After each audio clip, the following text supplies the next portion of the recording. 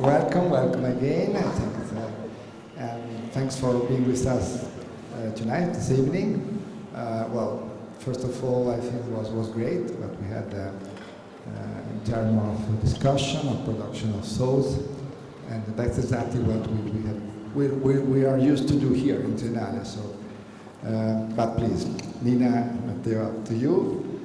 So we are now, let's say, entering in the second step. We are very honored to have Anna with us tonight, and so we all know what she has done, how much she was contributing to the radical renovation of the profile of architecture itself, so the identity of architecture, and it's so important for all of us.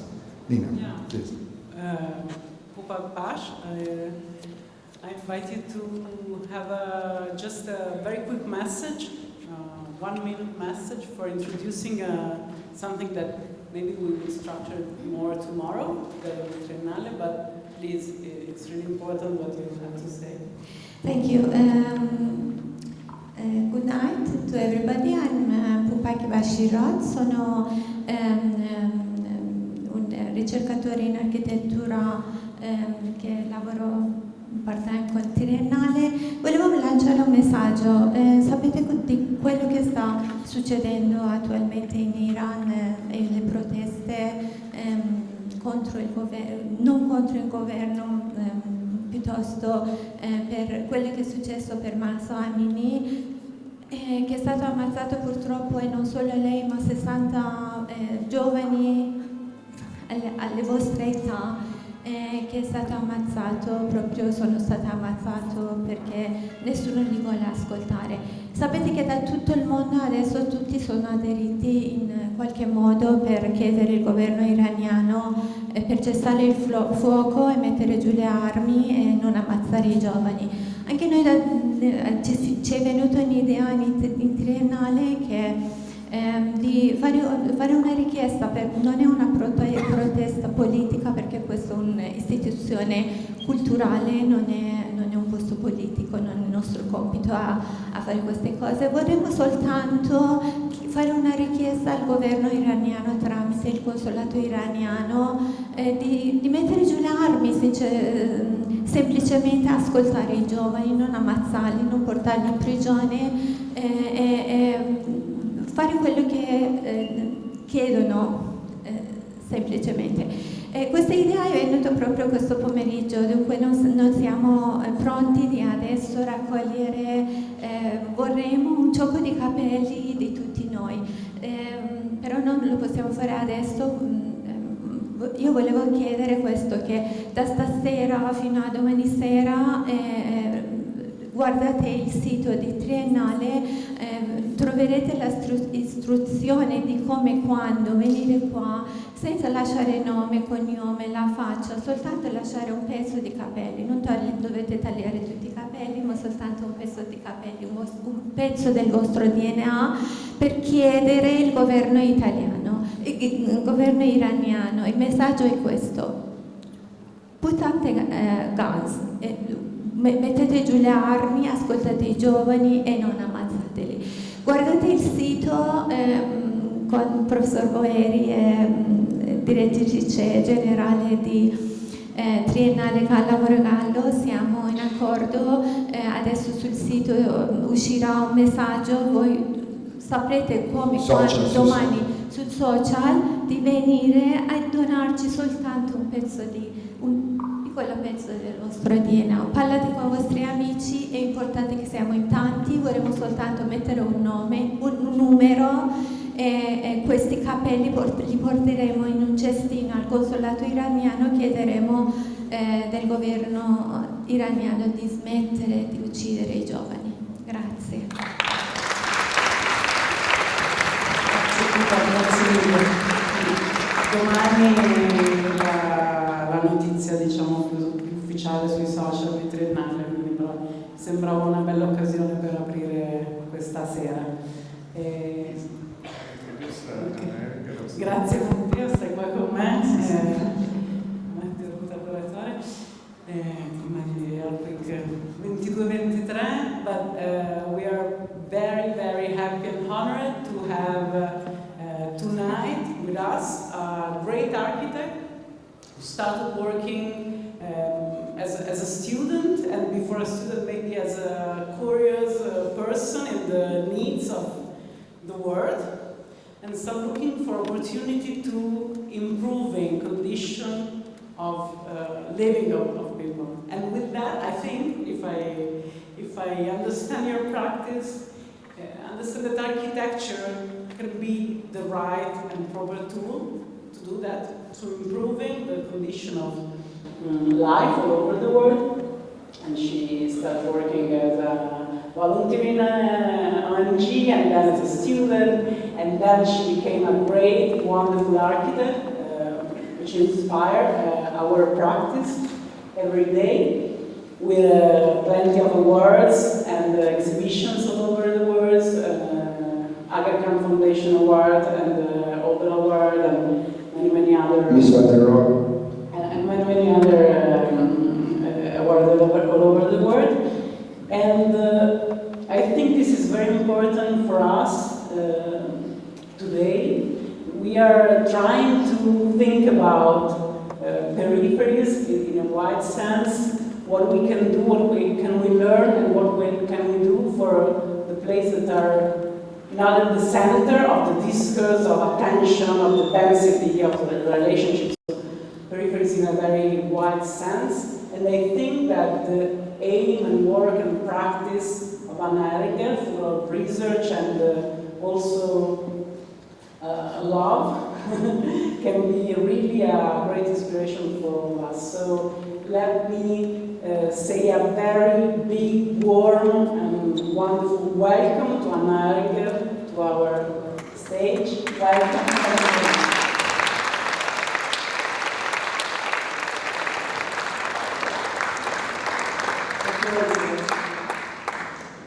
Salve Milano. I'm sorry, I'm late. I know I'm a German, I'm supposed to be on time. But I'm a Bavarian. There's a difference. No, I'm sorry, the train had really a huge delay and I was supposed to be here 2 hours earlier. Scusa. So how do I get this thing going? One more? Okay. I like it here. I'm so happy to have a full house. It's always nice. Yes, Nina just mentioned that architecture to me is a tool to improve lives. And unfortunately also the opposite is true. We can destroy with our profession. We use huge amounts of materials, we leave scars on the planets, we also often stand in the service of the powerful and industries, and not so much in the service of people who really need it. But I'm a stubborn idealist. I believe that we as a profession can do better as we do now. We can really build homes and structures and buildings, and at the same time we can build up communities, we can foster social justice, and we can do this in harmony with the planet. This picture shows a study trip with my students at ETH Zurich. It was the end of October. It was cold. It was in the mountains of West Austria. It was at 3 o'clock in the afternoon. There was still frost on the ground. And we surprised the group with the fact that we hadn't booked any hut or accommodation or hotel, and that it was the challenge to build a shelter for the night with whatever you could find. So the reactions were quite mixed. You know, in Switzerland you have the outdoor freaks that are like, we're gonna build a hut and we're gonna sleep in it, like, you know, we did it when we were young. Then about 1/3 was thinking, you know, there must be a plan B. There was no plan B. And the rest was just purely shocked, but we all did it. The results were not really luxurious. You could debate if this is architecture or not. It was freaking cold, but we all survived, and it was a great learning experience. That there are a lot of resources given by nature for free, and all we need is the sensitivity to see those resources and the creativity to use them. And I found myself in a similar learning situation when I was 19 years old. I lived for a year in Bangladesh, and what I learned from the local NGO, from Deepshika, was that the most effective strategy for development and for resilience also is to always look at the resources you have directly in your surrounding and within you and within your network, and trying to make the best out of those resources and not getting depending on external factors. And this is what I tried to do with architecture then several years later. I designed a school as my diploma project, and the materials were right under my feet. The mud, dirt, however you call it, the earth, and the bamboo that was growing all around. So local materials are for me essential, plus local energy resources. And nowadays when we talk about energy, we talk about, these days a lot about gas, of course, oil, wind, sun. But I think every one of us is also a source of energy. We people are a source of energy. And craftsmanship is an enormous important source. And we are a growing resource as well. We have almost 8 billion people. So we need to also use this resource, otherwise we create social problems as well. So this is a picture of the site. It was completely unplugged. We only had like 4 drilling machines that we would charge in the night, and the rest was just really completely low tech. We had water buffaloes and cows as the mixing machines, and then the rest was really just unplugged. So this is the Métis school. I had, as a realization partner, I had Eike Rosmark, a Berlin-based architect with me, and as I said, it was my diploma project, and I really want to encourage, if there are students around here, I really want to encourage you, do your thing. Don't think you have to apply for an office, after university or going out, because you just learn stepping in the footholds of the previous generations. I think, and they're usually, you get disillusioned. You learn, okay, your ideas, they won't bring you money. You cannot survive like this. This is not the reality. But I think I was really lucky that I had the possibility to go back to Bangladesh and to really find my way, to find my haltung, to really realize my dreams and my ideas, and to find out it's possible. So I would really encourage you, that's the moment when university is over, go out and do your thing and find your way. Yeah, this is the ground floor. The classrooms on the ground floor of Métis school is very neutral, because it's tradition in Bangladesh in the rural areas to sit on the ground, so we kept this tradition. And through this bolt hole in the back side, you come to the caves.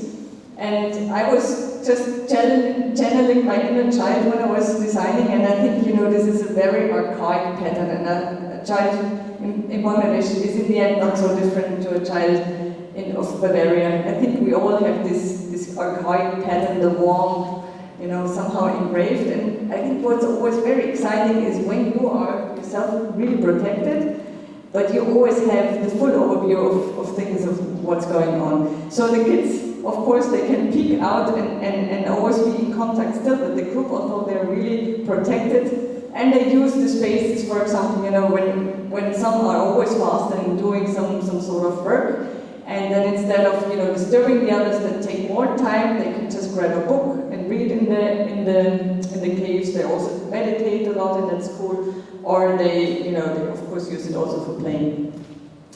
The top floor is the opposite, it's more the tree house, the overview, the likeness.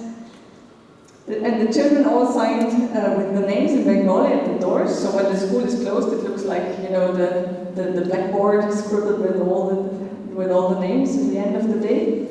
And they rightfully signed because they also help building the school. So of course, during the mornings they have the normal classes, but in the afternoon, usually in that school they have creative classes. So instead of having pottery, they would have pottery on a slightly larger scale, in a one-to-one scale of a school. And they really enjoy it. This, of course, you cannot do with any material. If you have a material that is toxic, that can harm your skin or your eyes, or you need tools that can harm. But with the clay, it's so fantastic. It's such an inclusive material. You find work for everyone. We had elderly people there. We had, of course, men and women. We had people with disabilities working with us, and of course the kids. And it's just such a wonderful feeling to have your hands in the dirt, in the mud. It's just a great feeling. And I guess you can all imagine how it feels when you're standing in front of that school after 6 months of construction as a small girl or boy, and knowing, hey, I did this with just using my muscles and the dirt underneath my feet. It just gives such an enormous boost of confidence in your own potentials. Also, of course, in the team, local materials. And that was very important because mud and bamboo, but especially mud all over the world, has a bad image of being not durable, which is not true because we have hundreds of year-old earthen structures in every climate zone. And it's just, you know, we have a cultural blackout that we remember that this is a cultural history also in Europe. The only thing you need to have stable constructions is good boots, so a good foundations and a good hut, so a good roof that keeps the water or prevents the water from, you know, rising or coming from the top. And then you need a good mix so that it's just a lasting wall. But rainy season every year hits a monsoon rains, really harsh rains, which hit the walls horizontally every year since 2005, and the walls are standing strong. And why mud is for me really the champion of sustainable construction techniques or materials is the reason it's the only material you can take from the ground, you can recycle as often as you want without any loss of quality, there's no other material, and you can just, you know, return it back to the ground where it came from if you don't need the building anymore and plant your garden on top. That's really a fantastic circle.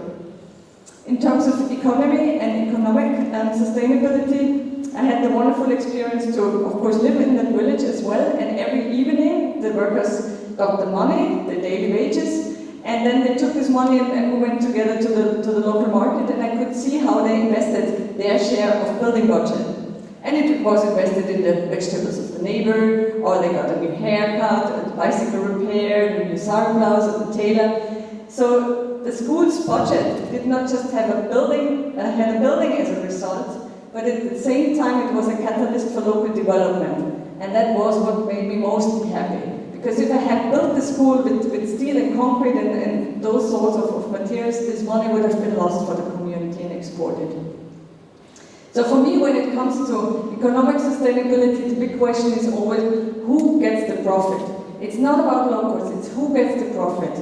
And I really want that my buildings are always a catalyst for good and sustainable and social development. And with this, we really have a huge influence also on social justice, because, you know, the choice we take when we choose a material, it defines who in the end is getting the money, who is getting the profit.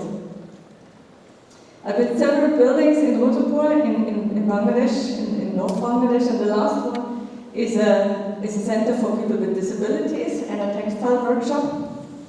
And unlike the first building that I built in Rudrapur, that were very straight and precise and edgy, I wanted to have this building dancing out of or breaking out of the mold and really dancing. Because it's a center for people with disabilities, and I wanted to show it's beautiful, it's wonderful that we are not all following the normal pattern, so that we have people really to break out of the mold, that are dancing, that are different, and that this diversity is something to celebrate. So these are the drawings, and this is how it looks. So when you approach the building, the first thing is what you see is a ramp that winds up all around the building. And it was the only ramp and the first ramp in that area, and of course immediately people were asking, why do we need a ramp? And then you're spot on the discussion on why inclusiveness is important and universal access, and this is what I love in architecture. It can make things so easily visible and just give shape to discussions that are difficult to explain, and also put lights and a focus on people that are usually overlooked, and this is often the case with people with disabilities. It's often seen as a bad karma from a previous life when you have a child with disabilities, or, you know, you must have done something wrong. It's very often linked with guilt from the parent side, and so it's always usually hidden in a way. And now they have a building, and they know, you know, it's a beautiful building, and they're proud of, and they know it's their place, and it gives such a dignity to those families. And these are some of the therapy rooms in the ground floor, and they also have underneath the ramps caves, but they are differently shaped than the ones of the Métis school. They're more difficult to move through. And it's a form of therapy as well, because you have to coordinate your muscles when you kind of move through these spaces. So it's the building itself already becomes kind of a tool as a therapy tool in a way.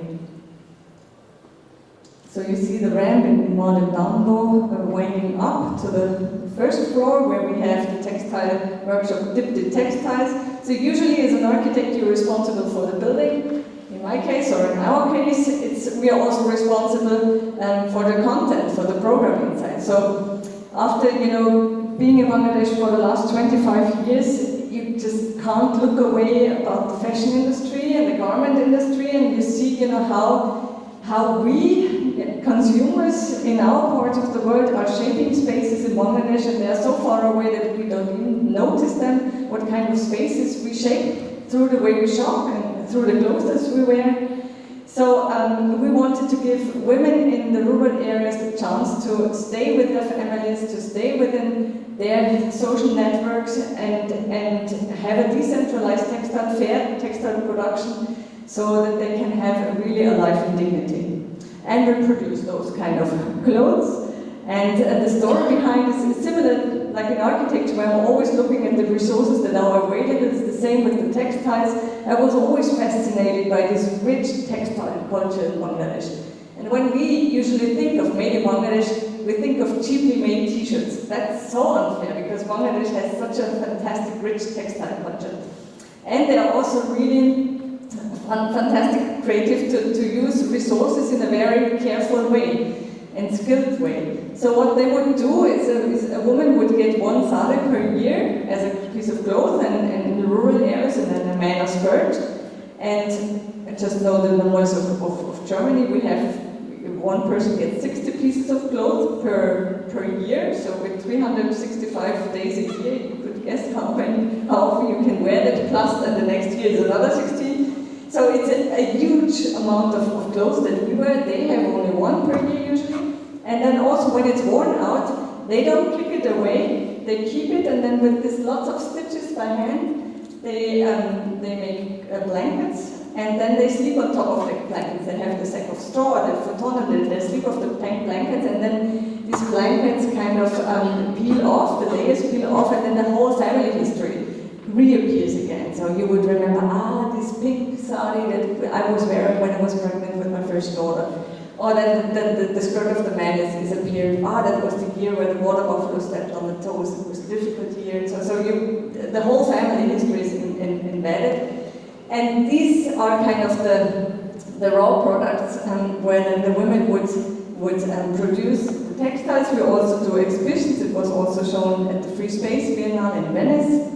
And we also document our projects on those blankets. And we do have a suitcase full of textiles with us, and I hope we will find some of you interested in selling them, because we need to support our project and our women in Bangladesh. This is one of my favorite wall hangings or documentaries of the women. So they documented their village, Rotapur. And what you see here, the blue dots, you see it probably better here. The blue dots is not just the ponds for fish cultivation, it's also the hole where they dig the mud from. So this is the excavation place for the mud houses. At the same time you see the dark green spots, it's the almende area, the common areas for where they plant the bamboo, which they also use for the houses. And then of course you have all the food cultivation directly in close distance, or not, no distance in a way. So you have, for me, this is a wonderful example how a sustainable lifestyle could look like. And I think there's enormously lot to learn from Bangladesh. So no matter if I work with architecture or textiles, it's always the same principle. It's local materials, local energy sources, especially the craftsmanship, and plus on top global knowledge and global creativity. I think information and knowledge should not be limited to a space. And luckily with all the digital means and tools that we have, we can access information from all the places. And then it should be applied to the local resources. And for me, that would be the strategy really to go in a resilient and good future. Going to Europe, so how do you bring this kind of building in the European context? So the first commission I had was for Omicron Electronics. It was even called Hotspot. I did it with Martin and Auch together, and it was a company building. They had headquarters in Austria, but they're kind of acting globally, and they also support some projects in developing world. So they wanted to have a bit of the atmosphere in the headquarters in Austria.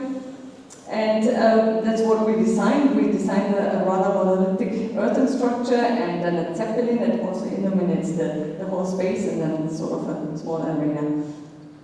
And for me, the question when I'm designing is always that I'm having in mind, what if every person on this planet was doing the same design decision as me now? You know, it's always, designing is constant decision making. Are we taking the cement? Are we taking the mud? Are we taking this glue? Or maybe we just use towels? Do we have to use this varnish or this paint? Or can we just take a natural material that ages well? You know, all these decisions, if it might be just, 10 liters of paint, but if everyone is taking this decision, then the groundwater would be totally devastated and it wouldn't be a problem for the environment. So it should be actually, it was the beginning of my career as an architect. I had this 7 billion, now we are almost 8 billion people. So this is what I'm usually always having in my mind when I'm designing. And we did a completely low-tech structure as you would do it in many parts of the global south. Still, taking the wet clay, shaping it with muscles, with your own hands, to a shape. It's a fantastic process. It's really shaping your architecture with your body. You have such a close connection then in the end with the structure. The sad thing was, the good thing was it was really a beautiful archaic space, and people really enjoyed it a lot. The difficult thing was that you would think that a building technique that is used by the poorest people on this planet would be affordable in our part of the world. Well, it is affordable, but it's still much more expensive than using industrial materials. And I always wondered, how is it possible that building with mud is more costly than, taking literally the excavation material, taking the local dirt, building it by hand? Why is this more costly than building with concrete or a material that is shipped from China or Asia or somewhere? How is this possible?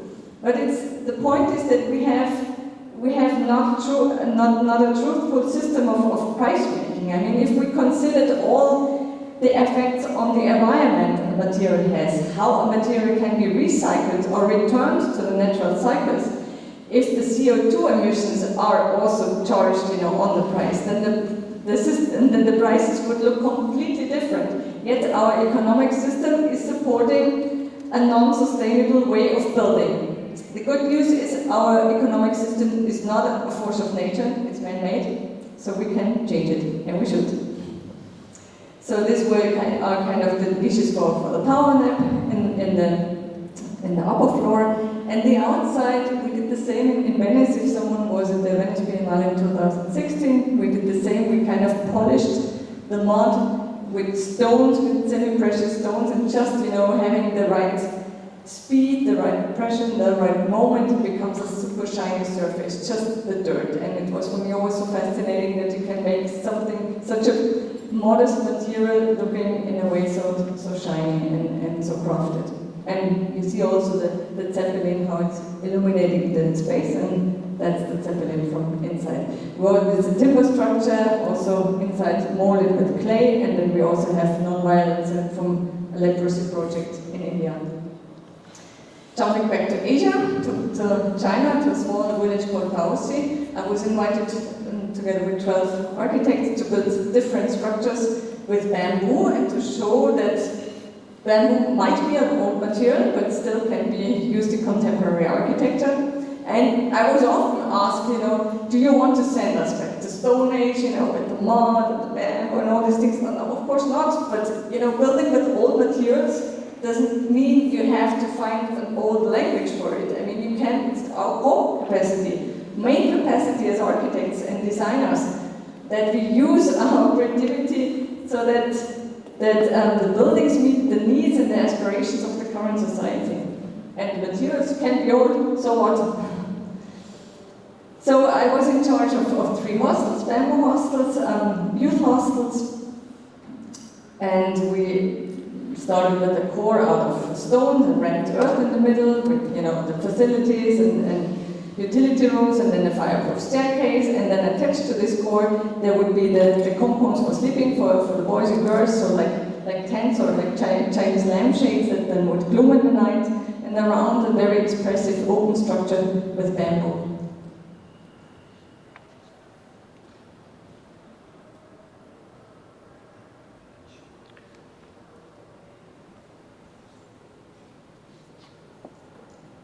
So here you see the core. Traditional materials in China, and when you look around, you see this as a reality. And this is, of course, not just China. This is happening, this trend, replacing natural vernacular materials with industrialized materials. This is happening all over the world. And of course, that also comes along with using much more electricity for climate conditioning, because mud is better in climate in balancing the climate and the humidity than for example bricks or concrete. So along with all the carbon emissions that you need to erect the structures also comes the carbon emission to make a comfortable indoor climate. And for me this is really a depressing picture. We clearly need alternatives, because we cannot just continue with this trend. And working and building with earth and architecture and with earth is really for me a very important alternative, because earth is everywhere available. In every climate zone we have a history in building with earth. We just forgot it. But you can build it in high-tech modes of construction, in low-tech modes of construction. You can foster social justice with it, because you can include a lot of people, and you can do this in harmony. And that's exactly what we need, because these are our two main challenges that we have. We have climate change and we have social injustice. And we can act with building with the right materials to these challenges. And I'm sure we can really have a huge impact as a profession.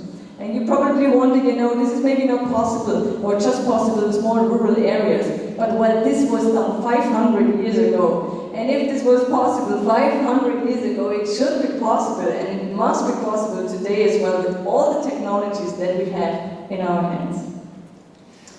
I'm building now a structure in Bavaria, the canton St. Michael. It's for the Catholic Church, and you see a little bit how I'm designing. So first, we cut out the volume of the masses of what we have to, the building, the functions. So 2.2 kgs on one side, 2.8 on the other. So one is a boarding school, the other one is a co-working space for sustainable organizations or working towards sustainability.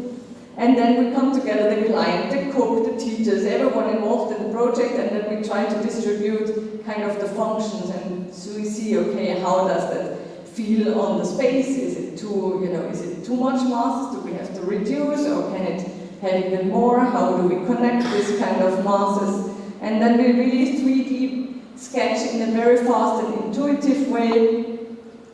And this is kind of the end product. And we keep it wet. We even go with this wet thing to the Heritage Institute and discuss the things with it, and of course always with the client. So it's a very intuitive and also a very participatory process. And then of course you need, in Germany or in Europe, you need other means of constructions. You cannot rotate with water buffaloes and do it just by hand like this when you have a big construction. So this is the company of my colleague Martin Rauch, with whom I'm collaborating a lot in Vorarlberg and Schlinz. And they prefabricate earthen elements in a long, in quite a, you see the machine with quite lots of machinery. So they would produce a long wall, cut it into pieces, and then these pieces kind of come to the site and be mounted to multi-story buildings. This is the floor plan of the center. So we're starting in next week with this part, with the earth. And these are the elements. I'm super proud. They are the thickest earth walls they ever produced. 75 centimeters, like really bombs. Yeah, another project we just finished in Germany. It also won the European Bauhaus Award. It's a health center, Rosana in Rosenheim, the place I was born. And it's people go there who are physically, mentally exhausted. It's located in a very sensitive spot alluvial forest, and we also used the material of that area, which is the willow. So in the willow woven facade, we used a lot of timber as load-bearing structure.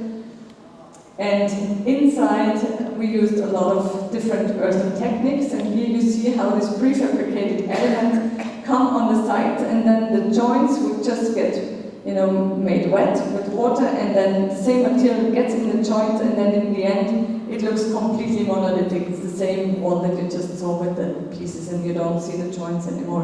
And that's the nice thing, you can really do long walls with earth without any joints, and without steel. That would be usually necessary to do that. So in this project, people are usually staying like 3 weeks. It's a 14 square meter room, and they spend a lot of time there. And usually there are people coming that are used to have more luxurious kind of suites. And we wanted to show, luxurious lifestyle doesn't necessarily go hand in hand with the quantity of square meters. You could also really invest in quality, invest in natural, healthy materials instead of square meters, because that's the drama. We always say, oh, we don't have enough housing units. We need to build new structures. But in fact, the problem is that we also need more and more square meters in comparison to former generations. So we have to come towards I would say, a happy frugality, where we say, okay, we concentrate really on the things we really need. Just, and then good space proportions, and everything well designed, and then really healthy, really refined, beautiful materials, and then you don't need the luxury in the square meters, in the size.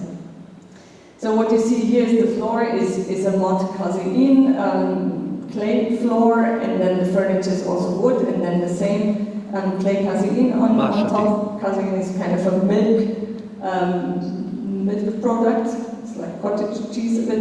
And then of course the red earth walls. And it's like this kind of a little bit of a symphony of different tones. So you have the really rough ones, the earthy tones, the more archaic tones with the red earth. And that is especially important in that place, because when you are feeling weak, when you feel unhealthy, and when you feel exhausted, I think it's even more exhausting if you're in a super perfect surrounding, that has no cracks, no wrinkles, everything monotone, everything perfect.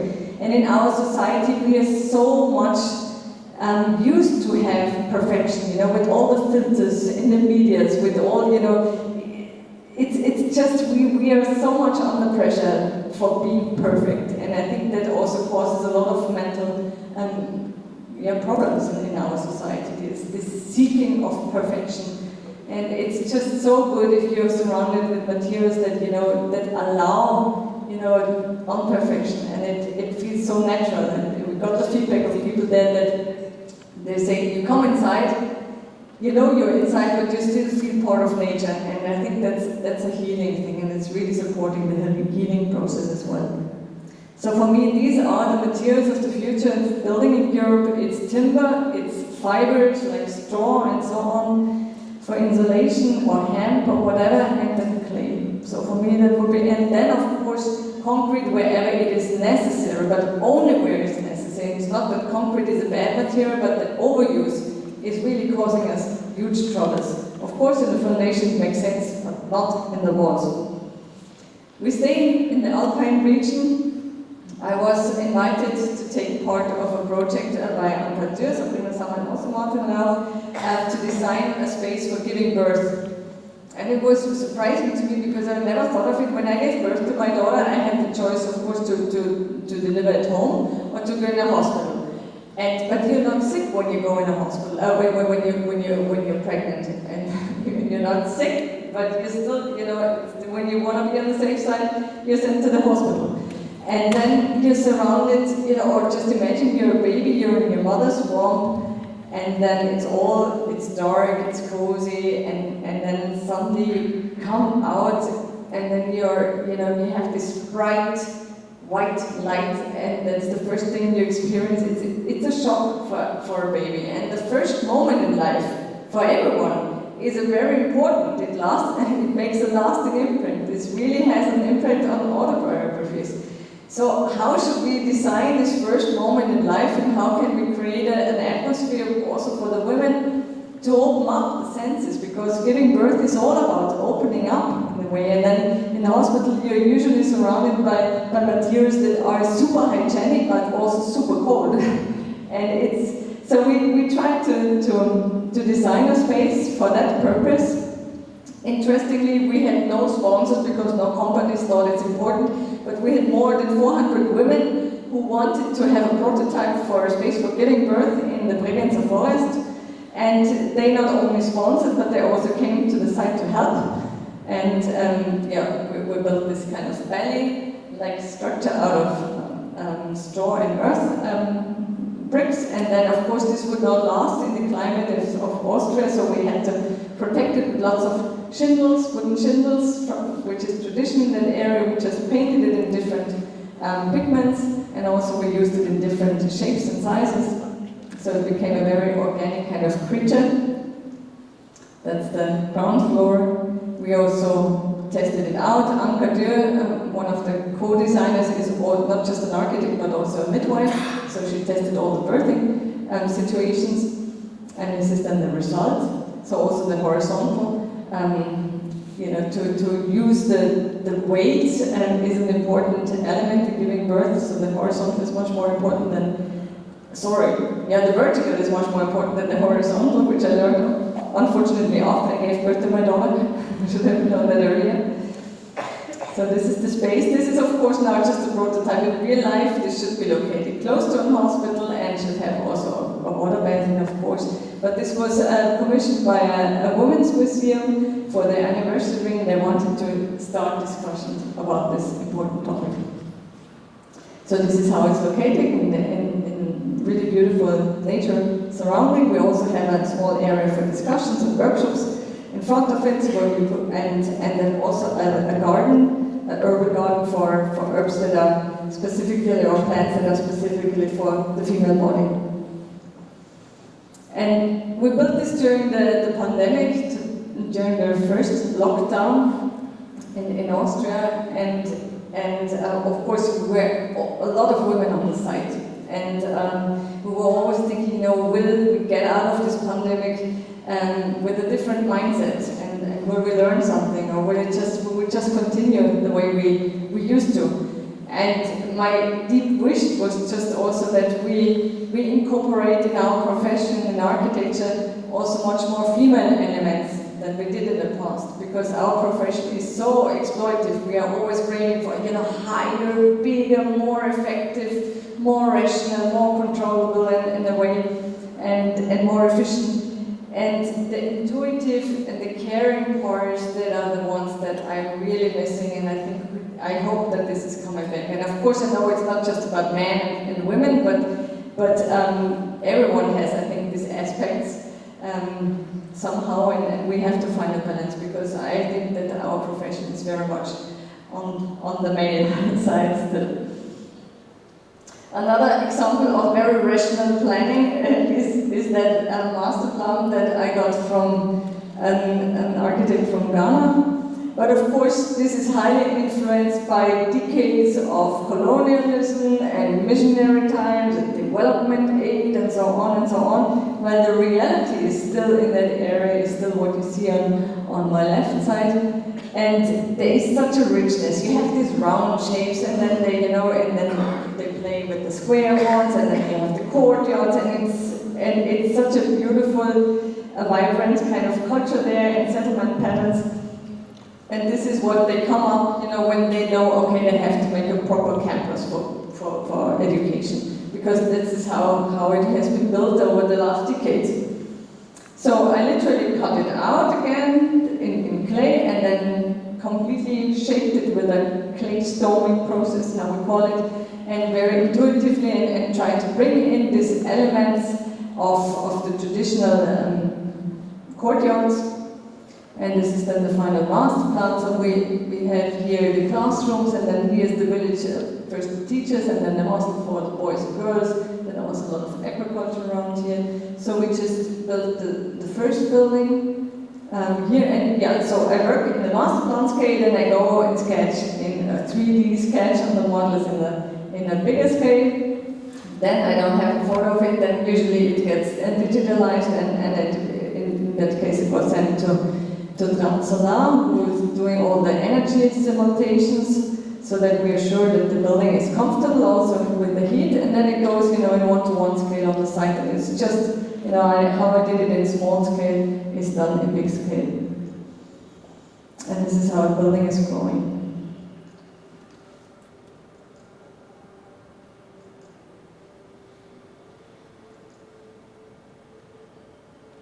Yeah, this, when I showed this was out to the heads in Agra, they were telling me, Anna, what can we do that this building doesn't look so shabby? I was thinking, oh shit. And I was feeling like really getting a bit uncomfortable and wasn't sure if maybe it doesn't look good, I don't know. But luckily 10 days later it was hanging in an exhibition in Spain, in Madrid, and Norbert Foster visited this exhibition and said, Anna, this facade is a piece of art. And I thought, I'm on the right track. But I started doubting. So now should come a video, I'm not sure, yeah. So you see a bit of glimpse of the site. We don't have water buffaloes in Bangladesh, so in Ghana, so it was really, the mixing is really a hard part. And then we had the problem that we built the first plastering before the first rainy season. We didn't have a roof on top, so it was washed down. So we had to redo the plastering. And we have absolutely no tools on the site. You go in the kitchen and get this thing, and then you go to the farmers and get the machete, but you have no any sort of usual construction tools at all. You have to constantly improvise when you're on the site. I really wanted to have women. On Saturday they brought the kids. They had the biggest fun on the site, as you can see. They really enjoyed it. And singing all the time. But it was really difficult to have the women on the site. And big discussions, and I want to have the women, so we hired them. So then they came next day in the morning, 3 hours late. I said, Anna, you see, you cannot hire women. Then I asked, what's the reason why they're coming in? Yeah, they have to make the breakfast for the husband, they have to bring the kids, send the kids off, and then take care of the household, fetch the water, and so on. I said, yeah, is this now the mistake of the women, or is this the mistake of the husbands that they cannot do themselves the breakfast? I said, yeah, okay, but you cannot give them the same amount of money. I said, of course. When we decided, okay, on the amount of money, then the women come and propose an even lower amount. And then, and then they say, we want to have 35 cities. And then the engineer comes, I have such a good day today, let's make 30. I said, no, we just said we'll give them the same, which is significantly higher. So it's really important that you are standing on the site and that you see these things to balance kind of, mindsets and thinking patterns. Last project I want to show is in Germany. It was the very first commission in my home country in Worms. It's a cathedral that had the 1,000-year-old birthday in a way, and since the Second Council of the Vatican, it still had a temporary altar. The thing was, it was always handed, the task to build a new altar was always handed from one generation of priests to the next one, because the primary altar is done by Balthasar Neumann, which is, we are very proud of Balthasar Neumann, which is really a fantastic Moroccan architect and sculptor. So it's like, it was very difficult to place something in front of it and not make a mistake. So it was always kind of delayed, the decision, but for this 1,000-year-old birthday, the community said, hey, now we have to make a decision. So they made a competition, and then in the final round we had there were two projects. One was a beautiful sculpture made out of steel that would have been brought in the cathedral. And Martin and me, we were also invited, and we said, we are not coming with the finished object, we're coming with the tools. And then we take the local soil, and the community comes together, and we start ramming. And that's what we did. So you would have, the choir there, the council, and those women were amazing. She came every day with open peep-toe shoes and high heels and standing in the former and ramming like anything, fully motivated. Then we had the concept, like bringing historical elements, in every layer. So that was from the Roman times, and it was always a big, cameras and everything. And then each day later, more and more personal objects came. So people brought, the amulet from the grandmother, or an important letter, or the best wine of that area, and the honey, and an important newspaper article they were proud of, or postcards. So it became really an absolutely object of the community. And the kids also came, they mixed the mud, they wanted to bring pink glitter in, which you see now. So the priest was really panicked that the altar would glitter in pink, in the end it did not. But yeah, and then they would, stomp with their feet to ram it. And he was fantastic, the priest. In the beginning he was really scared to make the wrong decision and to decide for the wrong altar project. And he was really, you could see that he was really carrying a heavy load on his shoulders. And since he is a man of belief, he consulted the Bible. And he found, in the Bible, he found a part in a text where, and not just any text, it's the part where Moses gets the 10 Commandments from God. And he not only gets the 10 Commandments, but also a prescription how he should build his altar. And there is literally written, building an altar made out of earth. So from that moment when he found this text, he was super, super motivated. And then, of course, sometimes, reality gives him, wow, you're building on 1,000 years history, and you see how the community also grows together and how much it becomes their object. And that's my daughter, by the way. So it was a beautiful moment, and then, it was before we lifted the formwork. And this is still the wet clay, so we used a bit of different colors, and the ground is still the kind of more reddish tone from the local stones, and then more and more it becomes more and more white. And here you see, we couldn't, it was our baby, we couldn't let go of it. We had to touch it all the time, we didn't go home in the evening, we wanted just to stay with our baby. And it was really, and you see how many different people are coming together, and it was just the same as if, same effect with Bangladesh or Ghana or if it's in Germany, it doesn't matter. When you come together and you build something together, you're not just having an object as a result, you're not just building an altar or a building, you also build a community. And that's a big power of architecture. And we always learn to design the outcome, but we usually don't learn to design the process as well. But the process is just as important as the outcome. And that's what I learned in the Global South, and that is so important in our parts of the world as well. We had this tradition as a society to come together and build a church, a city hall, a school, or helped building each other's homes. And that really connected people, because there's so much like non-verbal communication also on the site. And this is missing. I think what for me this building is a very symbolic one, with all the gold in the background. As a society, I think we don't lack materials, we don't lack materiality, but what we are lacking is good relationships and a sense in life that we can also share with others. And that is what architecture also can do. It can really bring and build up a sense in life, and it can really connect people. Form follows function is what we learned all the time in universities, but I think it's so outdated. I mean, we have so much more complex situations now than just, focusing on functions. And we have tons of functional buildings, we have also tons of good-looking buildings, but I think we really need meaningful buildings and real beautiful buildings. And it's a big question, what is beauty? And I just can tell from my personal side, beauty for me is a formal expression of love. And if we act out of love towards people and towards the planet, then sustainability in a way happens naturally.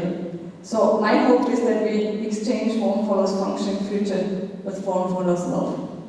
Thank you.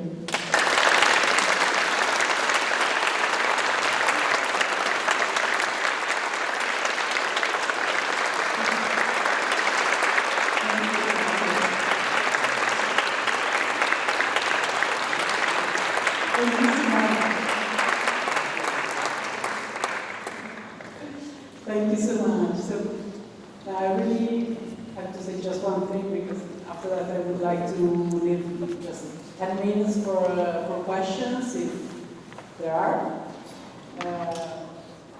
Just this, I really appreciate the way you talk about architecture as a time, as a performative time where we stay together.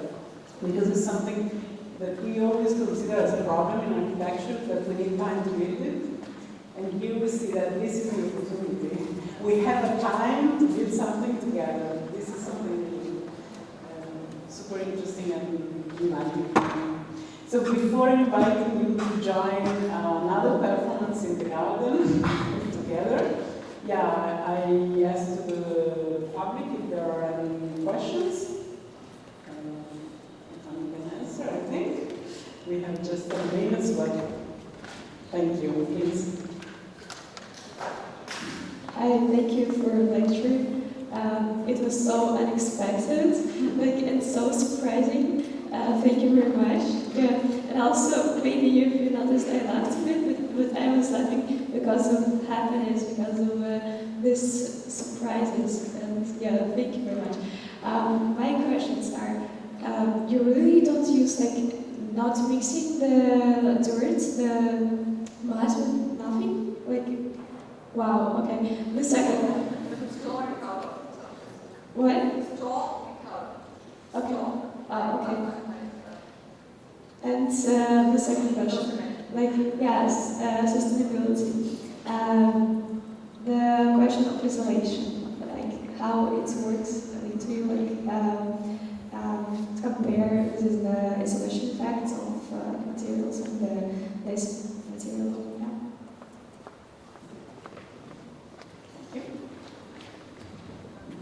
So I don't mix any cement in the walls, that's for sure, because if cement is used in the walls, then you cannot recycle it, you lose all this quality, it's much more difficult to repair, and of course you have all the carbon emissions, and it's not needed, because it's never when you just have a good foundation. But for insulation, depends on the climate, but in Germany we have to insulate, and you could do this with fibers, with straw, and in Darmstadt, for example, we use mud bricks with straw, with a lot of straw inside, and for the insulation.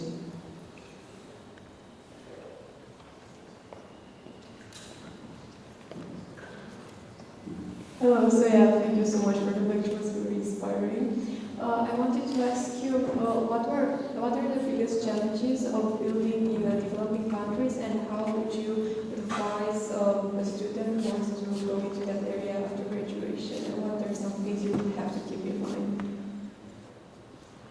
You need to have a good local network. So for me in Ghana, it was really difficult to start because I haven't built up a trust relationship. In Bangladesh, I had 7 years before I started building. I had the time to build up a trust relationship, and it was extremely important.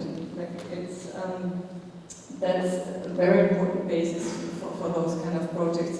And in Ghana, it takes time. I have to be more present there, and I have to build up this trust because, well, as a woman, it's also quite difficult. Being young is another layer of difficulties, but it's possible. You just have to, the thing is you have to have consistency. You have to stick with it. And they, in the end, they also admire if you stick with it, even if it's difficult, and you stick with it. And I think, it's not just going somewhere in the global south. We have so many needs around, also our part of the society. So I would always look around, where is my network and where is a need, and then looking for potentials. And there's always potentials, and there's always some sort of challenge and need. And then it's always good to get together as a, not just one person cannot build alone a structure. So it's always good to get together with other people. And then believe in your impact, not giving up. Because I think, everyone is born with different talents. And I think there's a reason that we all have different talents. And I'm also really convinced that life is supporting us. So if we go this way to develop and unfold our potentials and talents, it would be absolutely not logical, that we are giving certain talents and then we would not get the chance to live this talent. It would just make no sense. And I had it, throughout my life, and I not really ever had the situation of a paycheck at the end of a month. You have to get rid of the thought, at the end of the month you have a certain paycheck. But then, out of the blue, you get an award, or you get a well-paid lecture, or you get this thing, and that helps you to survive. And it always comes in the moment where you think, now we need it. It's funny, I can tell a lot of stories, because now we were also, getting nervous in the office, but then suddenly things are coming up that we weren't expecting. And you just have to, life is testing you, testing your trust, but you have to stick with it and really believe in your impact and your talents.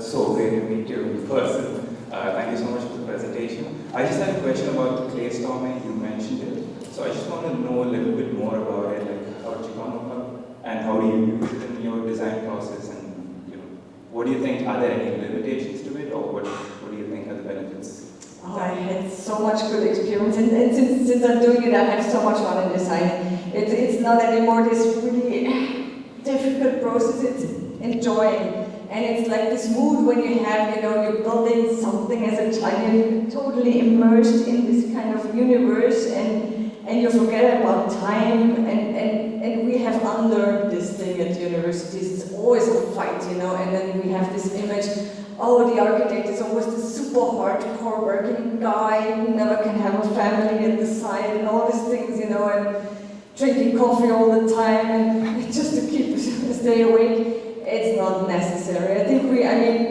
you can, of course, I think our education is very fact-driven and analytical in a way, but you can also train your intuitive part. It's just also possible, and I trained that over the past years, and especially the clay storming process was really helpful for me. This is like, first of course I do the analysis of the potentials of the site, of the material, of the climate and so on, but then I make myself completely empty and I have this chunk of clay, and then I really just get going with my hands. And then at one point, really the hands are taking over the impulses that come out of my gut feeling. And designing is constant decision making. Do we go high? Do we go make it a building like this? Or is it something else? It's constant decision making. So, and we all know that the best decisions are always, born in the gut feeling, in an impulsive kind of. And so I'm trying to connect with that and get this impulses in my hands. And sometimes, for hours I'm just, reshaping. And the nice thing is, when you do this with the styro cutter, and then it's difficult to change it, you keep it, but with the mud, you cut it, no, that was a bit too much, you put it back, and, you can change it so easily. And then at one point you have to feel, now it feels right. That even works in a team, you see someone doing something, say, now it feels right, and you go with it, and you let yourself guide it, be guided with this feeling of, now it's good, now it feels right. And it works, and it's always surprising because it's never, it's not that I'm having a certain style that I apply on certain things, no, it's always a surprise in the end what comes out, and I never feel like this is my thing in the end. It's like, it's an old thing that just came, and I just, was the tool. My hands were just the tools for this idea in a way.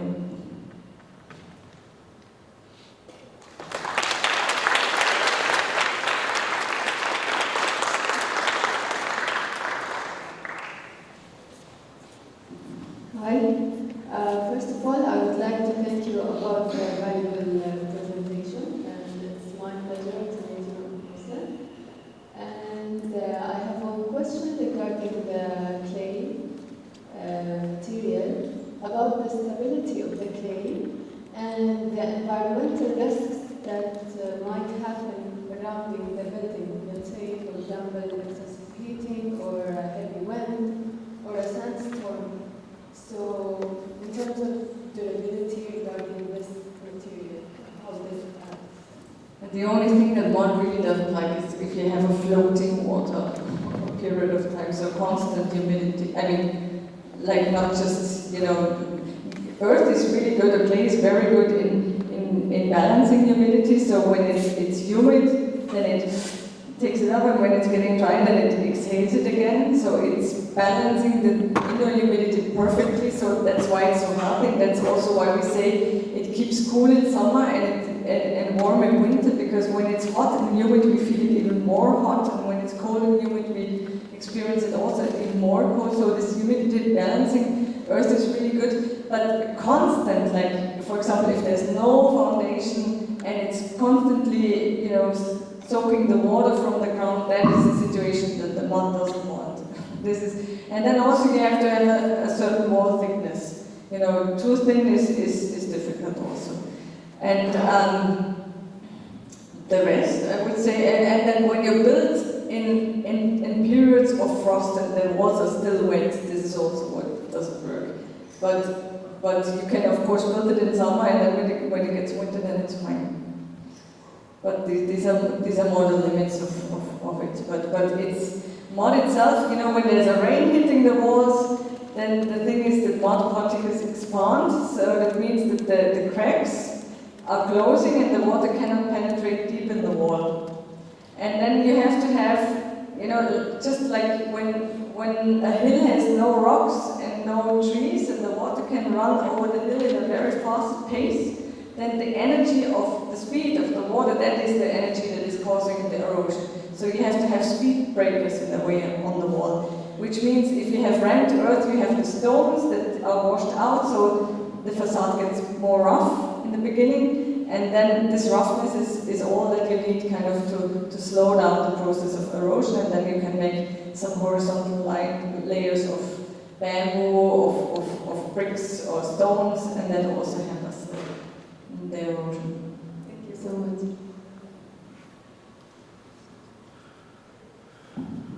Thank you so much. It was extremely very inspiring, all the project. But I have a question not about the project, but something else. Because since you've been working so much in Bangladesh, I want to know if whether right now, presently, or maybe in the future, you want to work on the wetlands of Bangladesh, because like around 1/3 of the country is already underwater.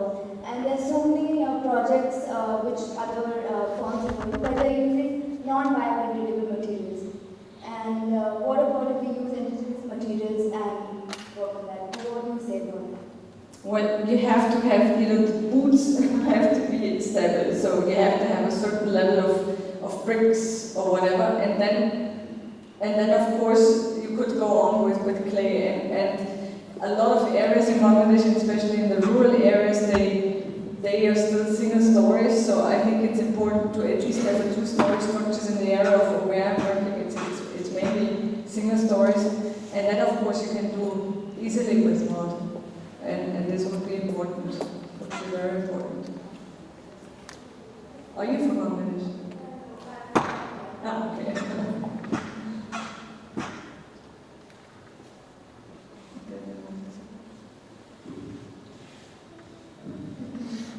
First of all, I'd like to thank you for. Sorry. I'd like to also thank you so much for the presentation. What I have is like a reflection / like comment. From where I come from Egypt. It's a country with like abundant mud brick. However, it has always been associated with the architecture for the poor. It's like when I don't know if you know the architect Hassan Fathy. He's always used mud brick, but he has always been criticized, especially from the poor, that it's for the poor, and the poor don't want it because it's for the poor. So in your previous works, have you ever had this criticism? And if not, how do you think should architects tackle this problem? Yeah, that's why I'm always happy, when in Ghana they tell me, you're building mud here in Africa. say, well, I'm also building for one of the richest dioceses, for the Catholic Church in Bavaria. It's the same material. And I think that's something important that we say we build for humankind, we build for the future generations, and we are one planet, we are one family, and all of us, we have to care for the resources, rich, poor, we have to use just every building project to make the best out of it. And then I think, yes, it's often seen as the material for the poor, but with beautiful design and really stunning design, something that really kicks us, wow, that can really overcome this notion of, because I mean, I understand that everyone wants to be proud of his or her home. And that's where usually people say, you know, and then there's coming this conflict, yeah, you cannot, when a poor person wants to have a brick house, you cannot say, no, you have to do it in one. But I'm also saying this to a rich guy. I mean, I would not build a concrete house or a brick house to a rich guy either. So I'm just having an equal ethics for all of them, and I think it's understandable that everyone wants to be proud of the home. So we have to just put every effort in the design so that it is as beautiful as possible and they are proud of it. Thank you. Yeah, we have just a few minutes, so maybe if we have 2 or 3 questions, we can make the question together. Thank you. Hi Anna, thanks for the lovely presentation. My question is kind of related to just the last one. Basically, in the presentation you just show us, but even in all your projects, it's kind of, you are having 2 separate parts of like projects in Bangladesh or in Ghana, for instance, you show us today, and some other project in Austria or in Germany. And I mean, I noticed, but it's something that I wanted to ask you even before. It's the project in Bangladesh or in Africa are more like social related, in terms of like school or cultural centers or those kind of topologies, but the one in Europe are always like a bit more for like rich people focused. Let's say, for instance, the one in the church. I don't really know the exact story, but it's not the school, for instance. And even for my very little experience, like around third in Europe or in US, it's more for like rich people or like not social purposes like schools. So I just wanted to ask if you are seeing coming in the next years ground dirt or like straw or bamboo for even these typologies, but in Europe or US? Yes, and I fight for it. No, definitely, it has to come. And we need truthful prices on materials, and what I said before. We don't, currently we get subsidies on materials that are causing a harm to the environment, and I think we have the same, or we don't have to pay taxes when we fly, but we have to pay taxes for going by train. There's stupid systems done by politicians, but we can vote and we can influence, and we have to raise our voice, and we have to talk to the media and say, hey, there are things going wrong, and we have to change it. I mean, in the end, we have to be the lobby for the change. We cannot, we cannot just hand it over to someone else or to the next generation Fridays for the future. We have to start now, and we have to articulate it, and we have to just also say no to projects that we think they are not okay.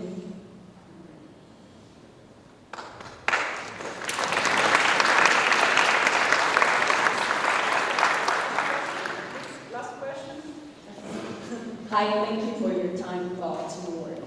I wanted to ask you how you manage the basic systems, for example, plumbing with this kind of materials. If you have a pipe that is dripping water, how do you manage that kind of problem? Can you intercept it and stop it before it ruins everything? Yes. So, for example, the first structure that I showed in Austria, the one with the monolith, so we have full-fledged heating and cooling system, all water-based, and sound system, and electricity is all in this thing, so embedded in the clay. So it looks like very low-tech, but it's all the high-tech elements inside.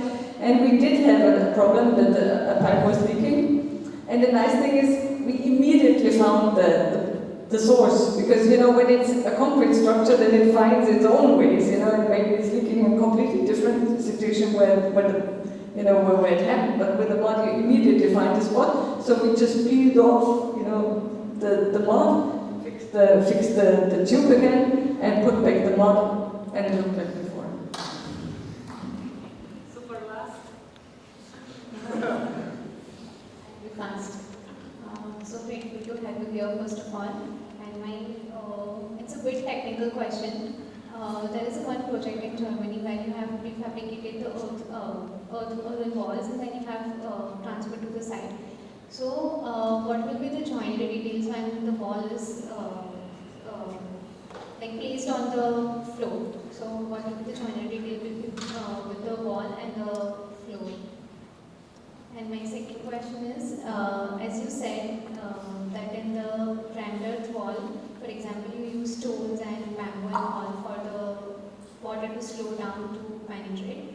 So when you rammed, at that time you place the layers of stone and bamboo, or it's something you mix while you make the mixture? No, the rammed earth, the stones are mixed in, and the layers the additional ones you lay in the formwork. But there's a super good book, it's called Refined Earth by Martin Rau, where there's a lot of building details from floors and walls and ceilings, and there you find a lot of useful details that have been tested and proved, and you can just copy to make it easy. Anna Heringer, thank you so much.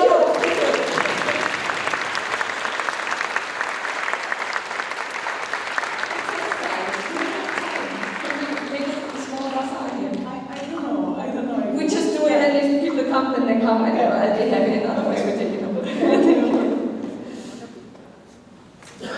Stefania? Yes? Can you just put the textiles here? Yeah, outside. Super. Perfect. Thank you. Stefania from my office.